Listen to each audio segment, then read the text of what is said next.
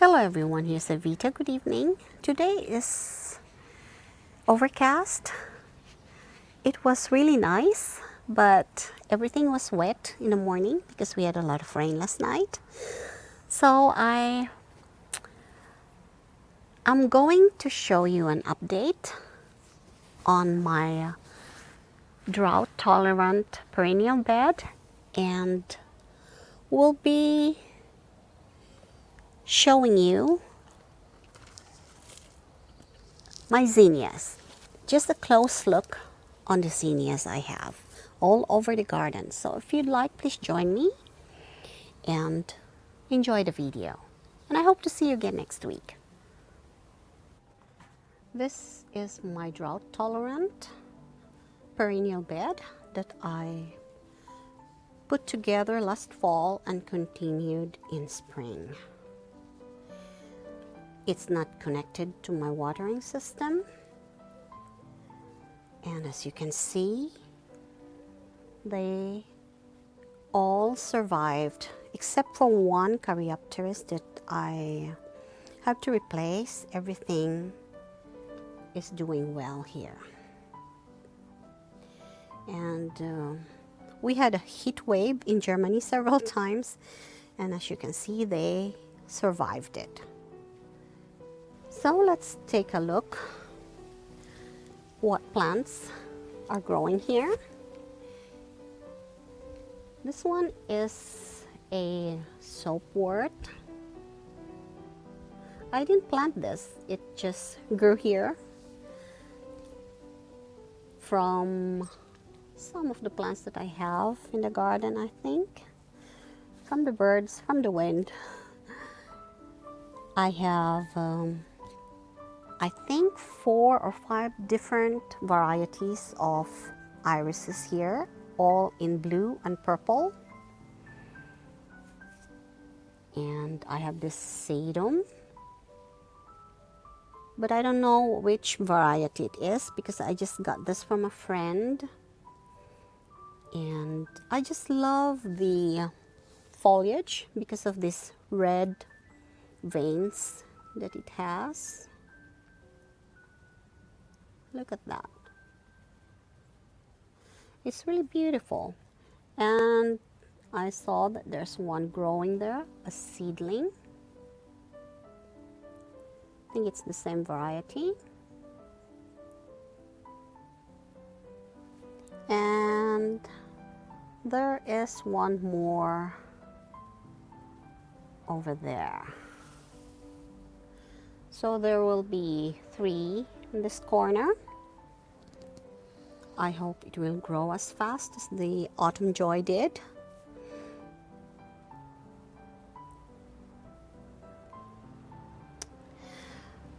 I planted Caryopteris as a border here, a mid border. I have 10 plants. Well, it's just 9 now because one died, but I can always replace it. I have seedlings in the garden that I can dig out and plant here where one died. And look at the blossoms. They're really beautiful and the bees just love them.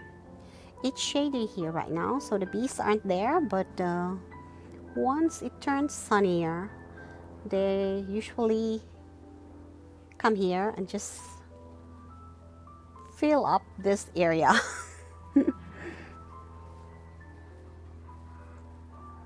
And these are the Autumn Joy that I transferred in spring from the front garden. And they're looking good. 2 bigger ones, and there is another small one behind the Caryopteris here. So this is really densely planted, and I always plant densely because I don't like weeds growing. So there are some weeds sometimes, but it's not really worth mentioning. There are also some anemones here that will come up in spring again.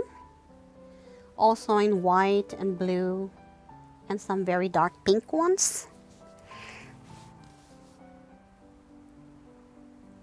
There are some borage that are growing. I might transfer them in my veggie garden. I can probably leave one or two because they blossom in blue also.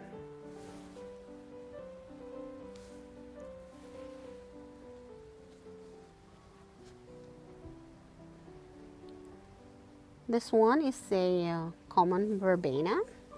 It's a volunteer.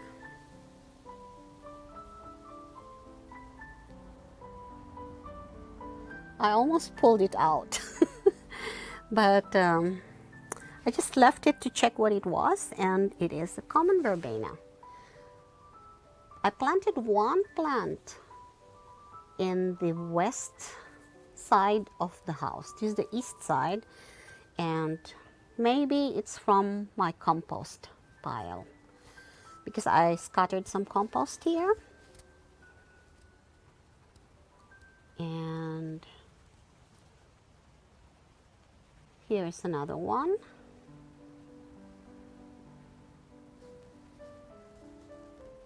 This one grew in between my dahlias and I transferred it here.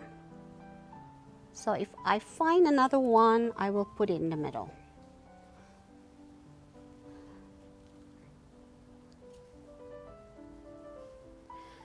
So I'm really happy with the results here. I didn't connect this bed with my watering system because, just like I said, it's a drought tolerant perennial bed, and as you can see, they're thriving even without water. Of course they get water from the rain, and we had a really long heat wave in Germany. Now we had rain the last 2 days, and last night was really a lot. And the temperatures are lower, which is good for working in the garden, especially preparing the garden for fall and winter. So guys, I think I will be showing you some of my zinnias. I have a lot of blooms and I have a variety which is called California Giant Mix. Okay, then let's go to the new cut flower bed that I just put together this year, and let's check the zinnias. So all these colorful zinnias came from one packet, and the variety is California Giant Mix.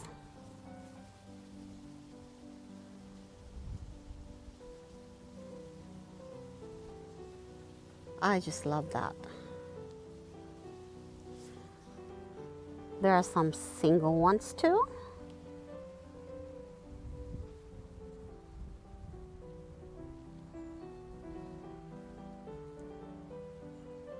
And the colors are just so beautiful.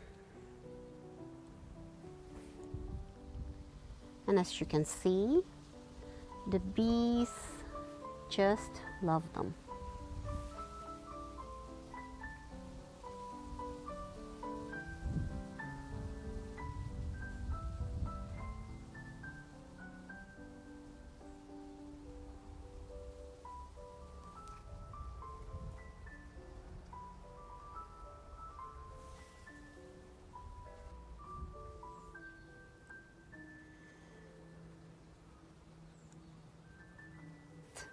I have some in containers on the terrace, and I will go there and show you how tall they are.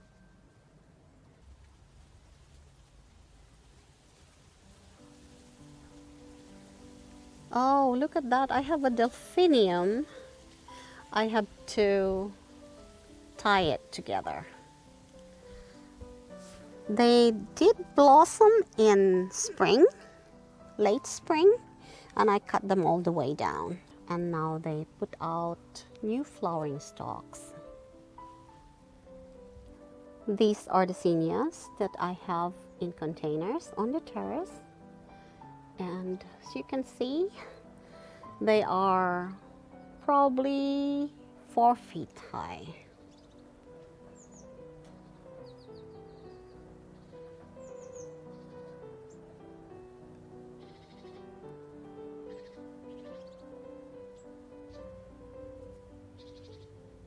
These are the zinnias that I just transplanted from my dahlia bed because they're orange and I'd like them to stay here in my yellow and orange color palette.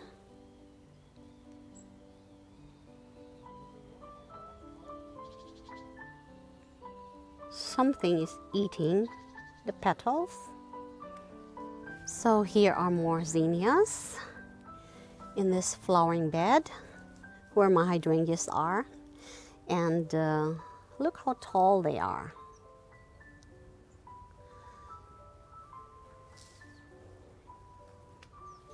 And some of them already started forming seed pods, so I will have to start harvesting seeds.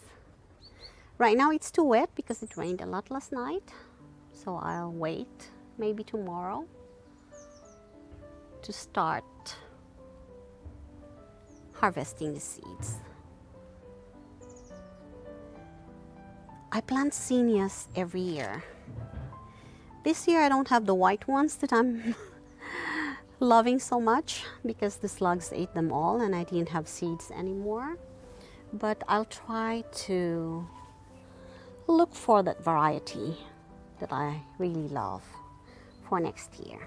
And I will be transplanting them a little bit later so that the slugs won't eat them.